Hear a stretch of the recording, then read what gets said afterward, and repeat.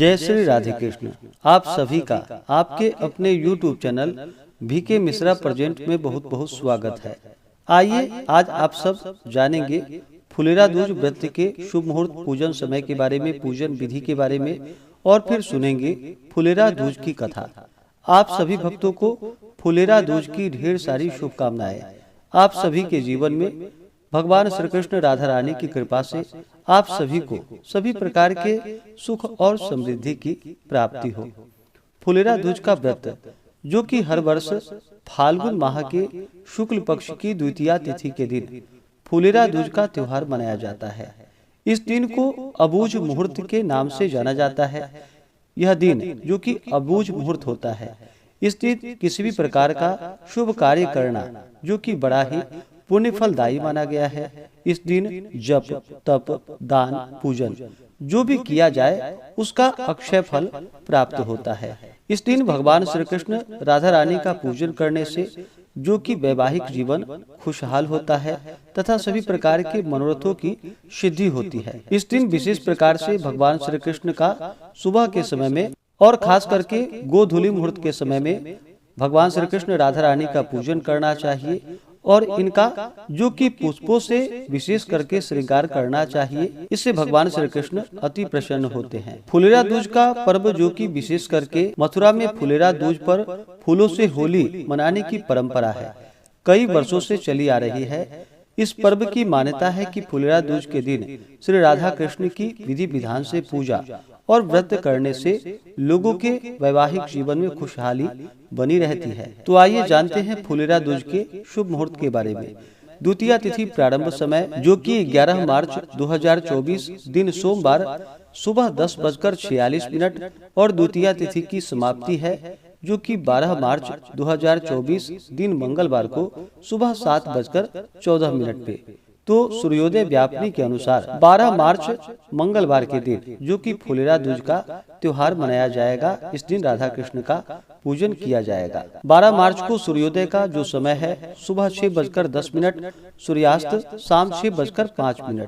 ब्रह्म मुहूर्त का जो समय होगा सुबह 4:57 से सुबह 5:45 तक होगा। इस दिन पूजन के लिए जो समय है वह समय सुबह 9:09 से दोपहर 1:37 तक होगा और गोधूली मुहूर्त के समय में जो पूजन किया जाएगा वह शाम 6:25 से शाम 7:50 तक। उसके बाद फिर शाम 7:36 से रात्रि 9:06 तक। इस समय में आप विशेष प्रकार से श्री राधा कृष्ण का पूजन करें तो बड़ा ही पुण्य फलदायी होगा। इस दिन योग जो कि शुक्ल योग सुबह 7:53 तक होगा। उसके बाद ब्रह्म योग होगा। इस दिन सर्वार्थ सिद्धि योग, अमृत सिद्धि योग और रवि योग भी बन रहा है जो कि रात्रि 8:29 से अगले दिन सुबह 6:33 तक होगा। नक्षत्र जो कि रेवती नक्षत्र रात्रि 8:29 तक है। उसके बाद अश्विनी नक्षत्र। जो भी भक्तजन इस दिन व्रत को धारण करने वाले हैं, पूजन करने वाले हैं, उन्हें चाहिए कि फुलेरा दूज के दिन यानी कि 12 मार्च को सुबह ब्रह्म मुहूर्त में उठ करके नित्य क्रियाओं से निवृत्त होकर के गंगा नदी में या घर के नहाने के पानी में ही थोड़ा सा गंगा जल मिला करके माता गंगा का स्मरण करे, स्नान करे, शुद्ध वस्त्र धारण करके पहले भगवान सूर्य देव को अर्घ्य प्रदान करे।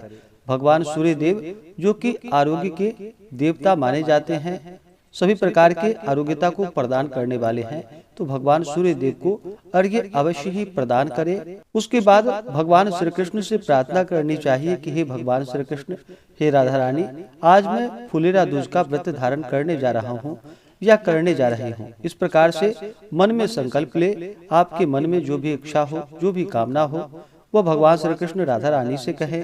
और इस दिन जो कि सुबह के समय में और विशेष प्रकार से शाम के समय में इनका पूरे विधि विधान के साथ पूजन करना चाहिए। इनका जल, दही, दूध और शहद, शक्कर आदि से अभिषेक करे, पंचामृत से अभिषेक करे, शुद्ध गंगा जल से अभिषेक करे, फिर नए वस्त्र पहनाए। उसके बाद भगवान का श्रृंगार करे। खास करके भगवान को जो कि पुष्प अर्पित करनी चाहिए। इस दिन टोकरी भरकर पुष्प श्री कृष्ण राधा रानी पर डालनी चाहिए। जितने भी प्रकार के पुष्प मिले वो पुष्प भगवान को अर्पित करे। धूप दीप दिखाएं, अनेक प्रकार का नैवेद्य आदि अर्पित करे। इस दिन माखन, मिश्री, खीर, फल मिष्ठान आदि का भोग लगाए, सफेद मिष्ठान आदि का भोग लगाए। और जब भी भगवान को भोग लगाते हैं तो भगवान श्री कृष्ण को तुलसी दल डाल करके भोग लगानी चाहिए। इस बात का ध्यान रखिए। बिना तुलसी दल के भगवान श्री कृष्ण को भोग नहीं लगाया जाता है, तो तुलसी दल डाल करके ही भगवान को भोग लगाए। इसके बाद जल से आचमनी करवाएं। मुख शुद्धि के लिए पान पत्र, सुपारी,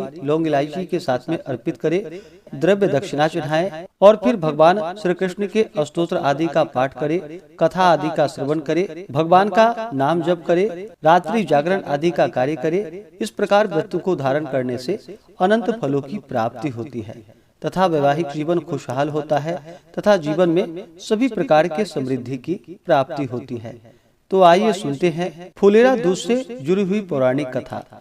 पौराणिक कथा के अनुसार भगवान श्री कृष्ण, जो कि अधिकतर अपने कार्यों में व्यस्त रहते थे, जिसके कारण भगवान श्री कृष्ण राधा रानी से नहीं मिल पाते थे, इसलिए राधा रानी बहुत दुखी रहा करती थी। राधा रानी के दुखी होने के कारण, जो कि प्रकृति पर विपरीत प्रभाव पड़ा, भगवान श्री कृष्ण प्रकृति की हालत को देखकर राधा रानी का दुख और नाराजगी को दूर करने के लिए उनसे मिलने के लिए गए। जब भगवान श्री कृष्ण राधा रानी से मिले तो राधा रानी और गोपियां जो कि प्रसन्न हो गई और चारों ओर फिर से हरियाली छाने लगी।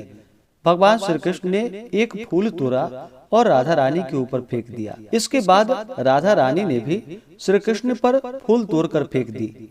इसके बाद गोपियों ने भी एक दूसरे पर फूल फेंकना प्रारंभ कर दिया। इस प्रकार फूलों से होली मनाने की परंपरा शुरू हो गई। जिस दिन यह सब हुआ उस दिन फाल्गुन मास की शुक्ल पक्ष की द्वितीया तिथि थी। तभी से इस तिथि को फुलेरा दूज के नाम से जाना जाने लगा और इस दिन श्री कृष्ण राधा रानी का पूजन किया जाता है। इससे भगवान श्री कृष्ण राधा रानी का कृपा प्राप्त होता है। तो आशा करता हूँ कि यह जानकारी आपको अच्छा लगा हो। तो आगे के जो कि विनायक चतुर्थी व्रत के पूजन शुभ मुहूर्त के बारे में जानना चाहते हो तो उसका वीडियो चैनल पे अपलोड है, या वीडियो के एंड स्क्रीन में भी वीडियो का लिंक दिया गया है। आप उसके माध्यम से जानकारियाँ को प्राप्त कर सकते हैं। तो आशा करता हूँ कि यह जानकारी आपको अच्छा लगा हो। इसी प्रकार से ज्ञानवर्धक जानकारियाँ प्राप्त करते रहने के लिए, व्रत पूजा के बारे में जानने के लिए, कथा को सुनने के लिए चैनल पे अगर आप पहली बार आए हैं तो चैनल को लाल बटन दबा करके सब्सक्राइब करें, साथ में बेल आइकन घंटी को दबाएं ताकि आने वाली वीडियो का नोटिफिकेशन आपको समय से मिलता रहे। वीडियो को लाइक करें, शेयर करें। सुखी रहें और स्वस्थ रहें। जय श्री राधे कृष्ण। धन्यवाद।